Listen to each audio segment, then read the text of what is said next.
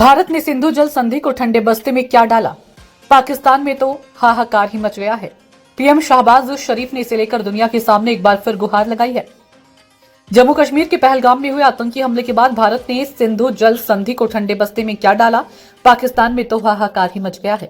पाकिस्तान को इस साल खरीफ सीजन में गंभीर जल संकट का डर सताने लगा है।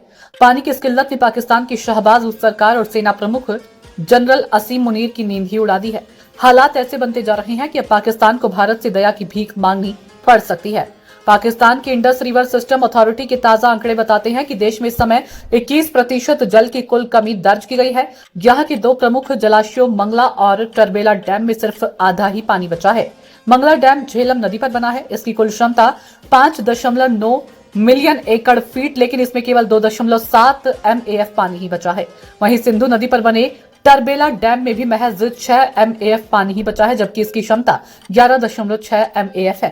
पिछले महीने हुए पहलगाम आतंकी हमले में 26 हिंदू पर्यटकों के नरसंहार के बाद भारत ने कड़ा रुख उठाते हुए सिंधु जल संधि को अस्थायी रूप से निलंबित कर दिया। साथ ही भारत ने पाकिस्तान को जल प्रवाह से जुड़ा कोई भी डेटा साझा करना बंद कर दिया है, जिससे पाकिस्तानी प्रशासन और सेना को आने वाले मानसून में बाढ़ से निपटना भी भारी पड़ सकता है।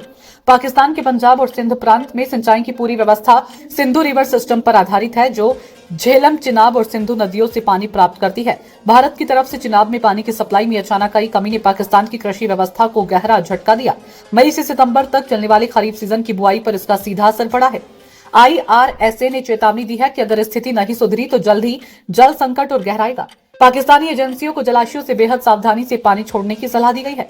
IRSA ने बताया कि मार्च से सितंबर तक चलने वाले खरीफ सीजन की शुरुआत में ही पानी की भारी कमी हो सकती है। चेनाब नदी पर भारत की जल प्रवाह नीति में बदलाव के कारण मराला हेडवर्कर्स पर जल प्रवाह में तेजी से गिरावट आई है, जिससे पंजाब और सिंध प्रांतों की सिंचाई व्यवस्था पर बड़ा असर पड़ा है।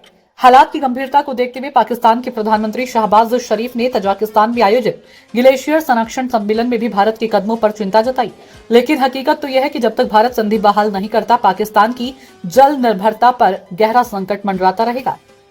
भारत को सिंधु जल संधि के तहत रावी, ब्यास, सतलज जैसी पूर्वी नदियों पर पूरा अधिकार, जबकि पश्चिमी नदियों यानी झेलम, चेनाब और सिंधु के पानी पर सीमित अधिकार है। भारत को पश्चिमी नदियों पर 3.6 मिलियन एकड़ फीट तक जल संग्रह की अनुमति है, लेकिन वर्तमान में वह पूरी क्षमता का उपयोग नहीं कर पा रहा, जिससे पाकिस्तान को फायदा मिलता रहा है। हालांकि भारत ने अब चिनाब पर बने अपने बगलिहार और सलाल डैम की सफाई कर जल भंडारण बढ़ाया है और जरूरत के मुताबिक जल प्रवाह नियंत्रित करना शुरू कर दिया। तो यही वजह है कि पाकिस्तान की जल समस्या अब राजनीतिक और कृषि संकट में बदलती जा रही है। भारत की तरफ जलापूर्ति में कटौती से पाकिस्तान में जो हालात पैदा हुए हैं, उससे साफ है कि अब पानी की एक एक बूंद के लिए शहबाज शरीफ और असीम मुनीर को दुनिया के सामने झुकना पड़ सकता है। सवाल ये नहीं है कि क्या भारत पानी रोकेगा, बल्कि अब सवाल तो यह है कि क्या पाकिस्तान अपनी आतंकवादी नीतियों पर लगाम लगाएगा या फिर और बड़ी आपदा के लिए तैयार रहेगा।